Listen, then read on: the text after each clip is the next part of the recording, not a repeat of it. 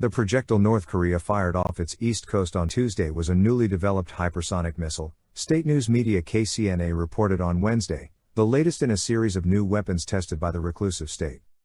North Korea fired the missile towards the sea off its east coast, South Korea's military said, as Pyongyang called on the United States and South Korea to scrap their double standards on weapons programs to restart diplomatic talks. The development of the weapons system increases North Korea's defense capabilities, KCNA said, describing the hypersonic missile as strategic weapon. Unlike ballistic missiles that fly into outer space before returning on steep trajectories, hypersonic weapons fly towards targets at lower altitudes and can achieve more than 5 times the speed of sound, or about 6,200 km per hour, 3,853 miles per hour. The test could mean the North is joining an accelerating race to deploy the weapon now involving the United States, Russia, and China. North Korea has been steadily developing its weapons systems amid an impasse over talks aimed at dismantling its nuclear and ballistic missile arsenals in return for United States sanctions relief. North Korean leader Kim Jong-un did not inspect the launch, according to the report. It said the missile, called Hwasong-8, performed to its technical targets including the guiding maneuverability and the gliding flight characteristics of the detached hypersonic gliding warhead. Hypersonic weapons are considered the next generation of arms that aim to rob adversaries of reaction time and traditional defeat mechanisms.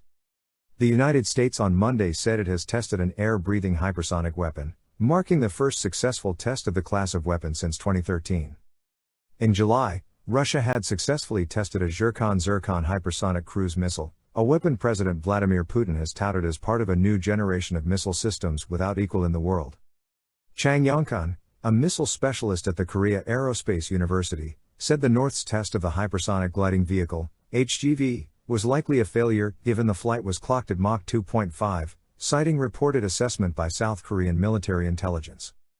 The North's HGV technology is not comparable to those of the U.S., Russia or China and for now seems to aim for short range that can target South Korea or Japan, Chang said. North Korea last week said it was willing to consider another summit with South if mutual respect between the neighbors can be assured, following South Korean President Moon Jae-in's call for a declaration to formally end the 1950-1953 Korean War.